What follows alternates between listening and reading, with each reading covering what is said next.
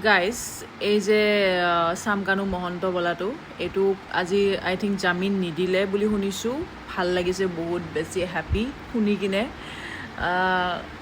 কাৰণ এইটোৱে জামিন পালে মানে বহুত মানে অশান্তি হৈ গ'লে হয়। যিখিনিয়ে জুবিন দাক ভাল পায় একদম মানে মাথা বেয়া হৈ গ'লে হয়, কিন্তু ষ্টিল হোপ কৰি আছিলোঁ যাতে নাপায়, আৰু বহুত ভাল লাগিল। আৰু নেক্সট কথাটো হৈছে যে মুঠতে যোনকেইটা বদমাছ নহয় সিহঁতে শাস্তি পাব লাগে, আৰু বাছ ইমানেই। আৰু মানে জুবিন দাই জাষ্টিছ পাব লাগে, কথা ইমানেই, বেলেগ একো নাই। জুবিন দাকতো ঘূৰাই নাপাওঁ, বাট জুবিন দাই যেতিয়া জাষ্টিছ পাব ন, জুবিন দাৰ আত্মাটোৱে শান্তি পাব, আমাৰ চ'লটোৱে শান্তি পাব, মানে চবেই শান্তি পাব, মুঠতে চবেই শান্তি পাব। ঠিক আছে, কথা ইমানে। আৰু মুঠতে এইকেইটাই মুঠতে শাস্তি পাব লাগে, বেলেগ একো তাতে আৰু কথা নাই। কোনেও যাতে বাচি নাযায়, বদমাছবিলাকে যাতে শাস্তি পায়, যোনকেইটা আছে গোটেইকেইটাই যাতে শাস্তি পায়, সিহঁতে যাতে কেতিয়াও ওলাবই নোৱাৰে আৰু।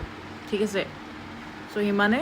আৰু আজি ৰাতিপুৱা মানে দুপৰীয়া নিউজটো পাই ভাল লাগিছে যে এইটোৱে মানে নাপায়, জামিন নাপায় বুলি শুনি ভাল লাগিছে। আপোনালোকৰ কেনেকুৱা লাগিছে কমেণ্ট কৰি জনাব।